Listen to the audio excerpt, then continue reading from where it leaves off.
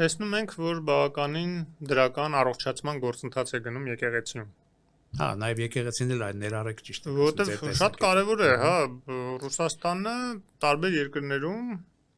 կրոնական հանգամանքը եւ այնտեղի եկեղեցիները ու իրենց ազդեցությունը, որ ունեցել են եկեղեցիների վրա, այդ թվում գործակալական ցանցերի միջոցով, որ սովետական միությունից դեռ ժառանգել են կգբշնիկների այդ ցանցը, իրենք օգտագործել են հիբրիդային պատերազմի համար այդ ժողովուրդների այդ ինքնիշխանության դեմ, այդ թվում Ուկրաինայում, Մոլդովայում, Բելարուսում, որ իրենց հաջողվել է վերահսկողության տակ վերցնել, նաև դա օգնել է Վրաստանում, այլ նույն ուղղափառ եկեղեցին է։ Հա, ասում եմ, որ Վրաստանում այսօր եթե ինչ-որ վիճակ է փոխվել, հա, ի տարբերություն Սահակաշվիլու ժամանակ դարձյալ այդ, որի մասին դուք խոսում եք, այդ հիբրիդային պատերազմն է։ Այո, միանշանակ Ուկրաինան ազատվեց մեծ հաշվով այդ ռուսական մոսկովյան պատրիարխատ կա այդտեղ կոչվում, որտեղ ուկրաինացիներն են ուղղափառ, բայց իրենք ասում են մենք Մոսկվային չպետք է ենթարկվենք, բայց ավանդաբար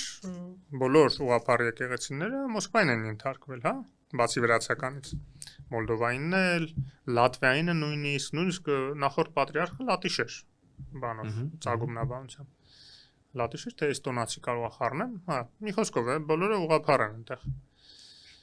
Բելորուսի մի փոքր հատվածն է կաթոլիկ արևմուտքում եւ ուրեմն Ուկրաինայի մի հատվածը Լվովի շրջակայքում, բայց այդ կրոնական հանգամանքը օգտագործելով իրենք միշտ փորձել են իրենց կողմ տանել այդ պետությունները, ոչնչացնելով դրանց ինքնիշխանությունը։ Այսպիսով կրոնը դարձել են քաղաքական գործիք։